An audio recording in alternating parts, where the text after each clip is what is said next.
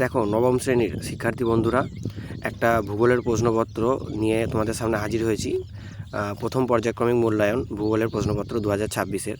তোমরা যে ইয়ারেই পরীক্ষা দাও না কেন, এই প্রশ্নপত্রের মধ্যে থাকা প্রশ্নগুলো খুবই গুরুত্বপূর্ণ তোমাদের জন্য। এই প্রশ্নগুলো তোমরা অবশ্যই দেখে যাবে, কারণ এত গুরুত্বপূর্ণ কারণ এই জন্য বলছি, কারণ এই স্কুলটা শক্তিগড় গার্লস হাই স্কুল, এই স্কুলের টিচাররা খুবই অভিজ্ঞ, দক্ষ, এবং এনারা যে প্রশ্নগুলো করেন সেই প্রশ্নগুলোর একটা স্ট্যান্ডার্ড আছে।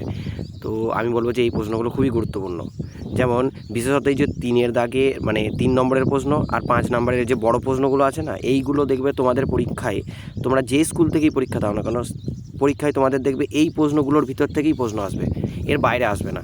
আমি এত বছর ধরে পড়াচ্ছি, আমি দেখছি, অন্যান্য স্কুলের প্রশ্নপত্র ঘেঁটে দেখেছি, এই প্রশ্নগুলোই আসে। তো ভালো করে তোমরা এই প্রশ্নগুলোকে করে রাখার চেষ্টা করবে। প্রয়োজনে তোমরা স্ক্রিনশট তুলে রাখতে পারো।